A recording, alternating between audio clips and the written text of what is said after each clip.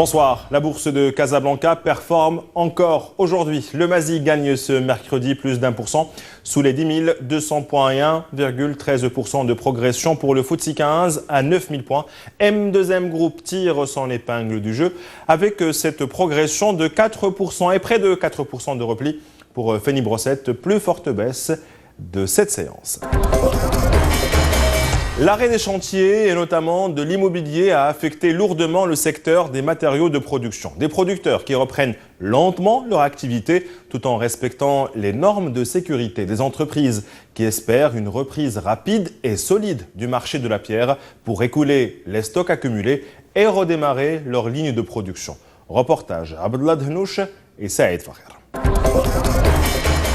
Avant de pouvoir charger la marchandise, ce camion doit être totalement désinfecté. C'est la première étape de ce processus de contrôle mis en place par cette entreprise spécialisée en production de briques. Un circuit sanitaire qui prévoit également une stérilisation des mains. Et pas seulement, même les briques produites et stockées au sein de l'usine sont également désinfectées.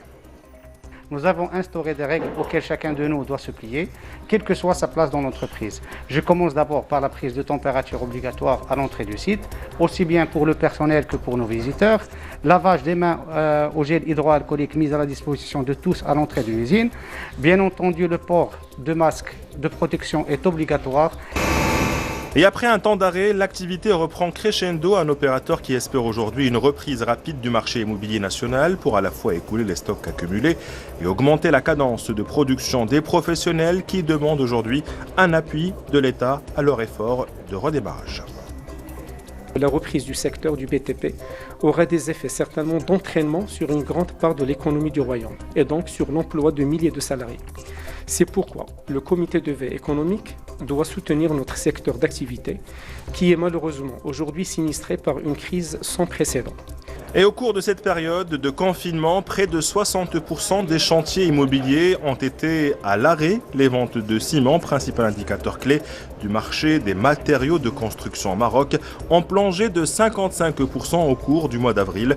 Un marché qui a perdu 55 000 postes d'emploi et plus de 10 milliards de dirhams d'investissement.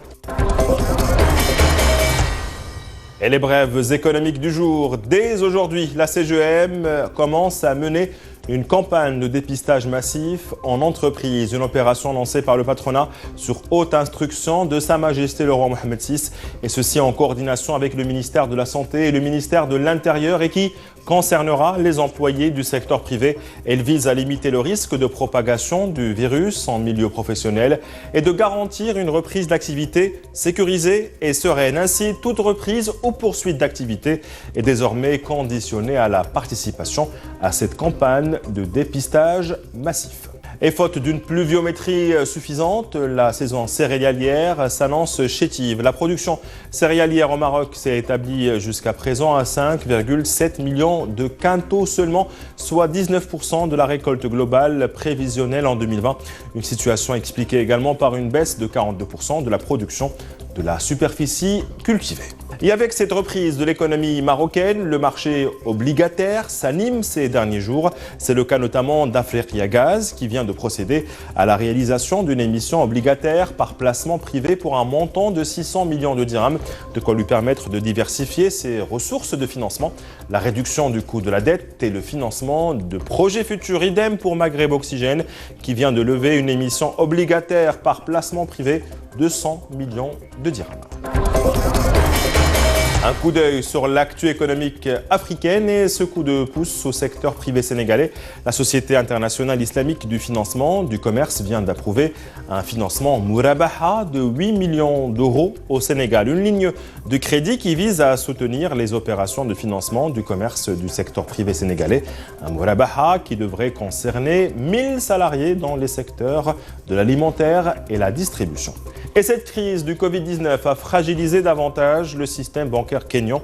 Depuis le début de l'année, les banques kenyanes cotées sur le Nairobi Securities Exchange ont baissé entre 12 et 35%, une contre-performance contrebalancée par une hausse de 9% des crédits accordés à l'économie au cours du mois d'avril 2020. 13%, c'est le chiffre de la Minute Afrique de ce mercredi et c'est le niveau du déficit budgétaire sud-africain en 2020. Un trou abyssal aggravé par la récession économique et les faibles revenus fiscaux de ce pays.